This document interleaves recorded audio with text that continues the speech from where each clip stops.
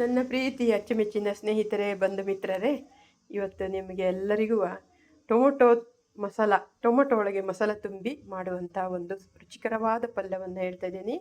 ರಸಭರಿತ ಪಲ್ಯ. ಬದನೆಕಾಯಿ ಹೇಗೆ ಮಾಡ್ತೀರೋ ಅದೇ ರೀತಿಯಲ್ಲಿ ಟೊಮೊಟೊ ಸಹಿತ ಮಾಡ್ಬೋದು. ಬದನೆಕಾಯಿ 2-3 ರೀತಿಯಲ್ಲಿ ಮಾಡ್ತೀವಿ, ಟೊಮೊಟೊ ಇದೊಂದು ರೀತಿಯಲ್ಲಿ ಮಾಡ್ತೀವಿ. ನಾನು ಇವತ್ತು ಈರುಳ್ಳಿ ಹಾಕಲ್ಲ, ಈರುಳ್ಳಿನೂ ಹೆಚ್ಚು ಹಾಕ್ಬೋದು. ಗುರುವಾರ ಆಗಿದ್ದರಿಂದ ಈರುಳ್ಳಿ ಹಾಕಿಲ್ಲ ನಾನು. ಗುರುವಾರ ಹೆಚ್ಚಾಗಿ ಈರುಳ್ಳಿ ಬೆಳ್ಳುಳ್ಳಿ ಎಲ್ಲ ತಿನ್ನೋಕೆ ಹೋಗಲ್ಲ ವಾರದಲ್ಲಿ 2-3 ದಿನ, ಹಾಗಾಗಿ ಇವತ್ತು ಹಾಕಲಿಲ್ಲ. ನನ್ನ ಹೆಸರು ಡಾಕ್ಟರ್ ವೇದಾವತಿ ಬೀರಾವ್, ನಿಮ್ಮ ಮನೆ ಮಗಳು. ನಾನೀಗ ಇದಕ್ಕೆ ಹೇಗೆ ಮಸಾಲೆ ಹಾಕೋದು ಹೇಳ್ತೀನಿ ನೋಡಿ. ಇದು ನಾನು ಮಸಾಲೆ ತುಂಬಿಟ್ಟಿದ್ದು. ಒಗ್ಗರಣೆಗೆ ಸಾಸಿವೆ, ಚೂರು ಜೀರಿಗೆ, ಕರಿಬೇವು, ಅರಿಶಿನ, ಇಂಗುವೆಲ್ಲ ಹಾಕಿ ಒಗ್ಗರಣೆ ಹಾಕಿ ಎಣ್ಣೆ ಹಾಕಿದ್ದೀನಿ. ಒಗ್ಗರಣೆ ಆದಮೇಲೆ ತುಂಬಿದ ಟೊಮೊಟೊನ ಇದರೊಳಗೆ ಇಟ್ಟಿದ್ದೀನಿ ನೋಡಿ. ಈ ರೀತಿ ಟೊಮೊಟೊ ಕೊರಿಬೇಕು. ಈ ಸೈಜಲ್ಲಿ ಒಳಗಡೆ ಈ ರೀತಿ ಕೊರೆದು ಈ ರೀತಿ ಈ ಮಸಾಲಾನ ತುಂಬಬೇಕು. ಎಷ್ಟು ಹಿಡಿಯುತ್ತೆ ಅಷ್ಟು ತುಂಬಿ ಇದರೊಳಗೆ ಇಡಬೇಕು. ಇಟ್ಟು ಉಳ್ದಿದ್ದ ಮಸಾಲ ಸ್ವಲ್ಪ ನೀರು ಮಾಡಿ ಮೇಲ್ಗಡೆ ಹಾಕಿ ಮುಚ್ಚಿಟ್ಬಿಡು. ಸಣ್ಣ ಬೆಂಕಿಲೇ ಬೇಯಬೇಕು, ಜೋರು ಬೆಂಕಿ ಮಾಡಬಾರ್ದು. ತುಂಬ ಬೇಗನೂ ಆಗುತ್ತೆ, ತುಂಬ ರುಚಿನೂ ಆಗುತ್ತೆ. ನಿಮ್ಗೆ ರೊಟ್ಟಿಗೆ, ಜೋಳದ ರೊಟ್ಟಿಗೆ, ಚಪಾತಿಗೆ, ಅನ್ನಕ್ಕೆ ಎಲ್ಲದಕ್ಕೂ ಸಹಿತ ಸೈಡ್ ಡಿಶಸ್ ಆಗಿ ತೊಗೋಬೋದು. ಸೈಡ್ ಪಲ್ಯ ಟೈಪಲ್ಲೂ ಹಾಕ್ಕೊಂಡು ತಿನ್ಬೋದು. ಆಯಿತಾ? ಈ ಮಸಾಲೆ ಹೇಗೆ ಮಾಡೋದು ಅಂತ ಇವಾಗ ನಾನು ಹೇಳ್ತೀನಿ ನೋಡಿ. ಎಷ್ಟು ಚೆನ್ನಾಗಾಗಿದೆ ಚಟ್ನಿ ಕಲರು. ಇದಕ್ಕೆ 100 ಗ್ರಾಮ್ ಎಳ್ಳು, ಒಂದು 100 ಗ್ರಾಮ್ ಎಳ್ಳು, ಒಂದು 200 ಗ್ರಾಮ್ ಶೇಂಗಾ ಪೌಡ್ರ್ 200 ಗ್ರಾಮು, 100 ಗ್ರಾಮ್ ಎಳ್ಳು. ಅಂದರೆ ನೀವೆಷ್ಟು ಮಾಡ್ತೀರೋ ಅಷ್ಟರ ಮೇಲೆ ಇರುತ್ತೆ. ನಾನು ಈಗ ಹಾಕಿದ್ದು ಇದಕ್ಕೆ 100 ಗ್ರಾಮ್ ಎಳ್ಳು ಹಾಕಿದ್ದೀನಿ. ಒಂದು 150 ಗ್ರಾಮ್ ಶೇಂಗಾ ಪುಡಿ ಹಾಕಿದ್ದೀನಿ.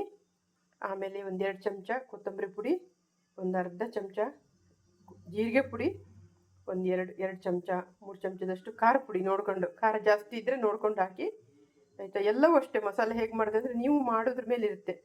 ಜಾಸ್ತಿ ಜನಕ್ಕೆ ಮಾಡಬೇಕಂದ್ರೆ ನೀವು ಜಾಸ್ತಿ ಮಾಡಬೇಕು. ಇದು ಒಂದು 3-4 ಜನಿಗೆ ಆಗುತ್ತೆ ಇದು ಖಂಡಿತ. ಇದು 2-3 ಜನಿಗಂತೂ ಆಗುತ್ತೆ. ಇದ್ರ ಮೇಲೆ ಡಿಪೆಂಡ್ ಆಗುತ್ತೆ ನೀವು ಮಸಾಲ ತೊಗೊಳ್ಳೋದಾಯ್ತಾ.